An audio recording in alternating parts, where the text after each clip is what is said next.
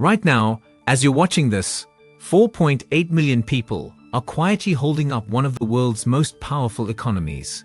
And most Americans have no idea. Let me show you something that'll change how you see your everyday life. But before we dive in, if you're new here, hit the subscribe button and leave a comment. I subscribe. And I'll personally welcome you into the family. With that said, let's get started. It's 2019. Sarah Chen is an emergency room nurse in Boston. She walks into her shift at Massachusetts General Hospital, and something feels off. The usual rhythm is broken. Half the doctors aren't there. Half the nurses called out. Not sick, just gone. Now this didn't actually happen. But here's what's terrifying: it could. Because according to the 2023 American Medical Association report, 9% of all US physicians are of Indian origin. That's over 100,000 doctors. Think about what that means. If they all left tomorrow, entire hospitals would shut down. Emergency rooms would close. Surgeries would be cancelled. That heart attack at 2 a.m. You might not have a cardiologist available. That child with a 104-degree fever. The pediatric ward just lost half its staff. And here's something even more shocking. In specializations like anesthesiology and internal medicine, that number jumps to 12%. So when you go under for surgery, there's a 1 in 8 chance the person keeping you alive is of Indian origin. But healthcare, that's just the beginning of the story.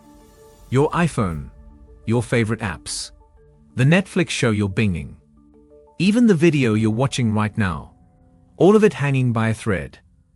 Meet James Rodriguez. He's a software engineer in Seattle. Smart guy, been at his company for 5 years. One day in 2022, he's looking around during a team meeting and realizes something shocking. All 15 people on his development team are Indian. Every single one. At first, he thought it was just his company. Then he started asking around. His friend at Amazon. Same thing. His college buddy at Facebook. Almost identical. Here's the data bomb. Indians hold 72% of all H-1B visas in the tech sector, according to U.S. Citizenship and Immigration Services data from 2022. That's not a typo. 72%. 3 out of every 4 specialized tech workers brought into America are Indian. But it gets deeper. Look at who's running the biggest tech companies in the world right now. Sundar Pichai at Google, Satya Nadella at Microsoft, Shantanu Narayan at Adobe, Arvind Krishna at IBM. These aren't mid-level managers. These are CEOs controlling companies worth trillions of dollars combined. And it's not just the top. Walk into any Silicon Valley office building. According to a 2023 Stanford University study, Indians make up 16% of all tech workers in Silicon Valley, but hold 33% of senior engineering positions. They're not just filling seats. They're making the decisions that shape technology. Now imagine waking up tomorrow and Gmail just stops working. Your cloud storage gone. The apps you rely on for work frozen. Your company's entire software infrastructure crashes because the teams that built it, maintain it, and update it vanished overnight. Sounds dramatic, right? But when one demographic makes up nearly 3/4 of your specialized workforce, that's not paranoia. That's mathematical vulnerability. James told me something interesting. He said, "I didn't realize how dependent we'd become until I tried to imagine replacing my entire team. It would take us 2 years minimum to hire, train, and get new people up to speed. 2 years where our product doesn't improve, where bugs don't get fixed, where competitors pass us by. But wait until you hear what happens to your money. Every time you swipe your card, there's a 1 in 3 chance an Indian professional processed that transaction." Morgan Chase, Goldman Sachs, Citigroup, Bank of America, Wells Fargo. According to a Financial Times analysis from 2023, over 30% of their quantitative analysts and risk managers are of Indian origin. These are the people building the algorithms that detect fraud on your credit card. They're managing the systems that make sure your direct deposit hits on time. They're the ones running the risk models that prevent another 2008 financial crisis. Let me paint you a picture of what day one looks like. It's Monday morning. You stop at the ATM to grab cash. Temporarily out of service. You try another one. Same thing. You check your banking app. It's frozen. You call customer service. Wait time, 4 hours. Meanwhile, on Wall Street, trading algorithms start malfunctioning. The New York Stock Exchange has to halt trading twice before noon because there aren't enough people to fix the technical glitches. Your employer tries to run payroll. The system crashes. Direct deposits don't go through. By Tuesday, major banks are operating at 40% capacity. Credit card transactions are being declined randomly. Stock prices are swinging wildly because the automated trading systems are breaking down. The Migration Policy Institute projected that if this happened overnight, we'd see $250 billion in immediate economic disruption. And that's just the financial sector. That's not counting healthcare, tech, education, or small business. That's week one. Now let's talk about week two. Here's where it gets really interesting because this next part, nobody sees it coming. Emma Williams is a sophomore at MIT. She's brilliant, studying engineering, got a full scholarship. She's got her whole future mapped out. She walks into her mechanical engineering 101 class on a Monday morning. The professor's not there. Substitute teacher, no explanation. She heads to her advanced robotics lab that afternoon. The lab's locked. She checks the schedule. Cancelled until further notice. She talks to her advisor.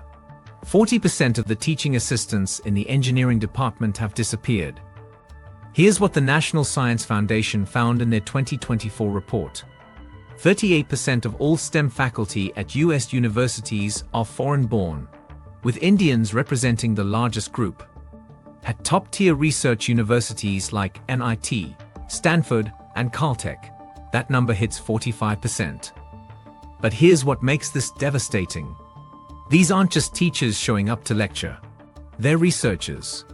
The people working on cutting-edge cancer treatments, AI development, climate solutions, quantum computing, nuclear fusion. Dr. Rajesh Kumar, not his real name, runs a cancer research lab at Johns Hopkins. His team of 12 researchers has been working on a targeted therapy for pancreatic cancer for 7 years.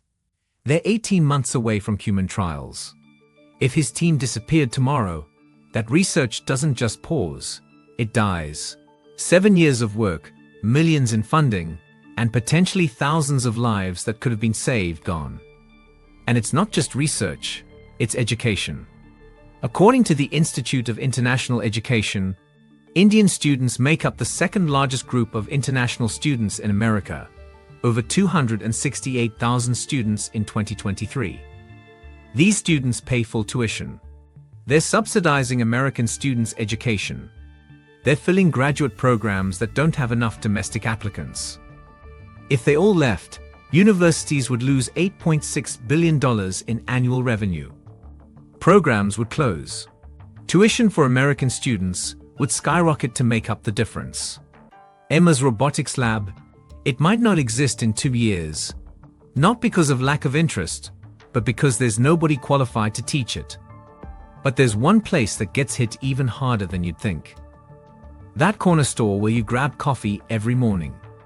That motel on the highway where you stopped on your last road trip. That Subway sandwich shop near your office. That gas station you always use because it's convenient. They're all connected, and most people never realize it. According to the Asian American Hotel Owners Association's 2023 data, Indians own 50% of all hotels in America and 37% of all motels. Half. 1 out of every 2 hotels you've ever stayed at is likely owned by an Indian family. But it goes beyond hotels. Indians own over 40% of all convenience stores and gas stations in America. Walk into a 7-Eleven, a Shell station, a Dunkin' Donuts. There's a high probability the owner is Indian. Let me tell you about the Patel family. They owned a Days Inn in a small town in Oklahoma, population 8,000. They bought it in 2000, ran it for 23 years.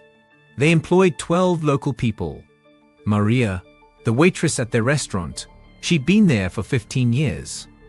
Put her daughter through nursing school with that job. Tom, the maintenance guy, he'd put his 2 kids through college working there. The Patels weren't just business owners. They sponsored the local Little League team. They donated to the fire department. They were part of the fabric of that community. If they left tomorrow, those 12 jobs are gone. Maria's looking for work in a town with 6.5% unemployment. Tom's retirement plan just evaporated because he's 58 and nobody's hiring. But it's bigger than one family.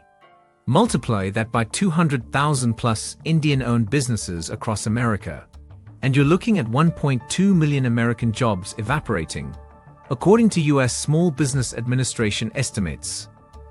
It's the ripple effect nobody calculates. That motel closes, so the restaurant across the street loses business. The gas station next door sees revenue drop. The local supplier who delivered to the motel just lost their biggest client. The town's tax revenue drops, so they cut the school budget. Small town America, the places already struggling, they'd be devastated.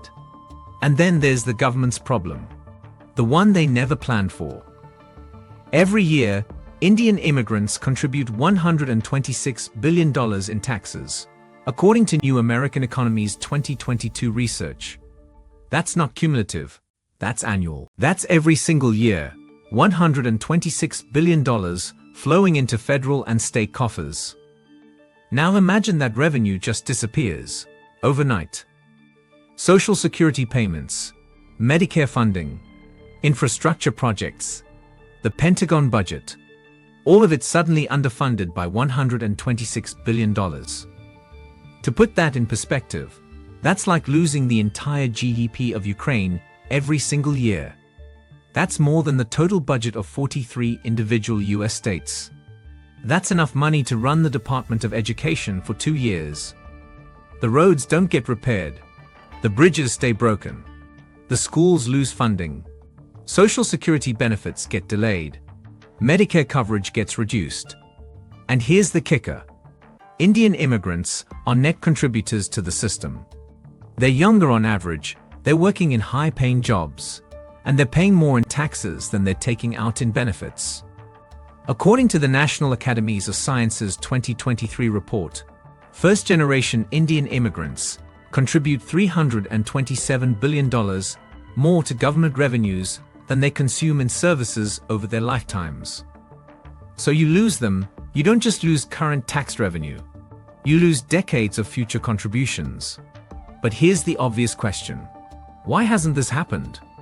What's really keeping everyone here? And that's where this story takes a turn nobody's talking about. Here's what the mainstream narrative won't tell you. India is rising. Fast. It's now the 5th largest economy in the world, according to World Bank data from 2024. It's projected to become the 3rd largest by 2027, surpassing Japan and Germany. And many Indian professionals, they are leaving. Just not in the dramatic way you'd imagine. Let me introduce you to Dr. Priya Mehta. She spent 15 years in Silicon Valley, senior engineer at a major tech company, making $300,000 a year, stock options, the whole package, living the American dream. In 2023, she moved back to Bangalore. I'd asked her why. She said, "I can make $255,000 doing the same job in India. My cost of living is 60% lower. I'd bought a 3,000 square foot apartment in the city center for what a 1-bedroom costs in San Francisco. I'm 20 minutes from my parents. My kids are growing up with their grandparents, learning their culture. And honestly, the opportunities in India right now are incredible." She's not alone. According to LinkedIn's 2024 workforce report, 23% of Indian professionals who moved to the US for work are now considering returning to India within the next 5 years. That's nearly 1 in 4. But here's what makes it dangerous. They're not just taking their labor. They're taking their skills, their capital, their networks, their innovations back to India. Priya's not just working for an Indian company. She's building products that compete directly with American companies. She's training engineers who used to dream of coming to Silicon Valley, but now want to stay in Bangalore. She's creating the infrastructure that might make America less relevant in 10 years. It's called brain circulation, not brain drain, and it's already reshaping the global economy. So the real question isn't what if they all leave. It's what happens when they slowly choose to leave. And that's already starting. Between 2020 and 2023, 90,000 Indian professionals left the United States, according to Pew Research Center's 2024 analysis. That's not a mass exodus. That's a steady stream. About 30,000 people a year. Most people don't notice because they're being replaced, but they're being replaced at a slower rate, with less experienced people, and the gap is widening. Think of it like a slow leak in a tire. You barely notice it at first. The car handles fine. Everything seems normal. Then one day, you're stranded on the side of the road wondering how you didn't see it coming. The American dream isn't dead. It's just competing now. And it's losing ground. Vijay Sharma graduated from Stanford in 2015. Got a job at Google making $180,000 right out of school. In 2021, he moved back to Delhi and started his own company. Today, his startup is valued at $400 million. He told me, I could have stayed in America, climbed the corporate ladder, maybe made VP in 15 years. Or I could go back to India and build something that could be worth billions. The choice was obvious. That's the shift. It's not just about jobs anymore. It's about opportunity. And for the first time in decades, the opportunity calculation is changing. So if you're watching this, here's how this affects your life right now. Those longer wait times at the doctor's office. Partly because there's a shortage of medical professionals. And the pipeline that used to fill those gaps is slowing down.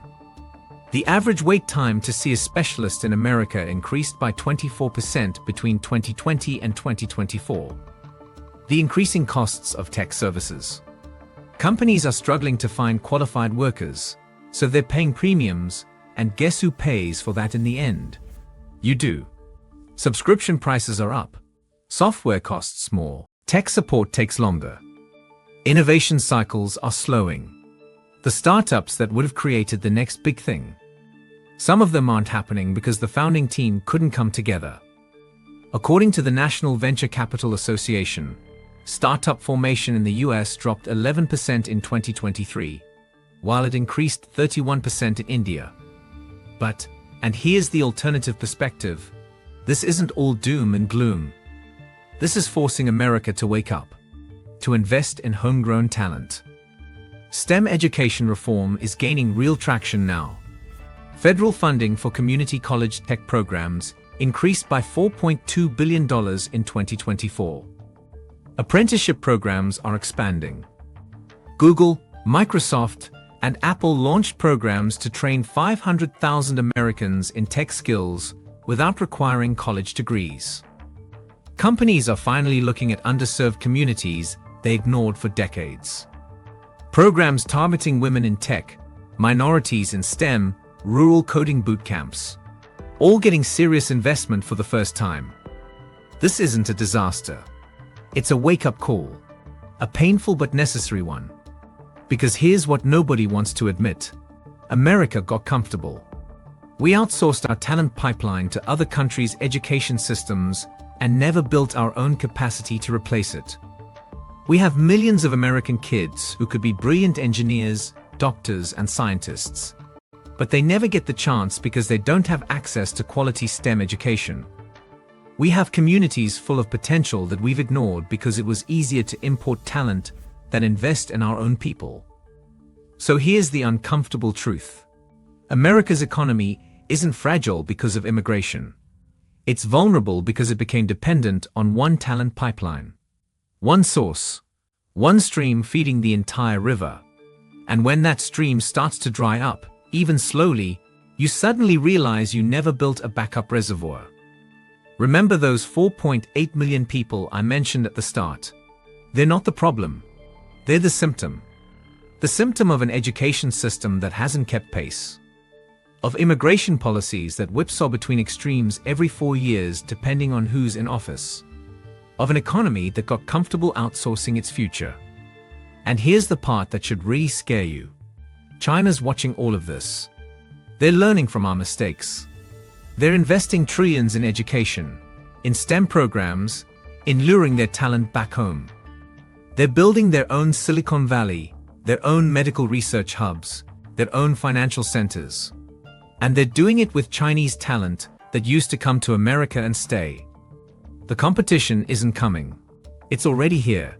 And while we're debating visa policies and arguing about immigration, other countries are building the infrastructure to win the 21st century. So here's what I want to know from you. Should America be worried about people leaving, or should it be asking why it needs to rely so heavily on foreign talent in the first place? Drop your answer in the comments, and here's the twist. Tell me which sector you think would collapse first. Healthcare, tech, finance, small business, education. Most controversial answer gets pinned because I want to see how you really think about this. And here's the thing nobody wants to say out loud. This isn't about being for or against immigration. This is about understanding how fragile complex systems really are. How dependent we become without realizing it. How the things we take for granted every single day exist because of people we never think about. The real story, it's just beginning. Because what we're seeing now is just the early tremor. The earthquake is still building. And when it hits, I hope we're ready.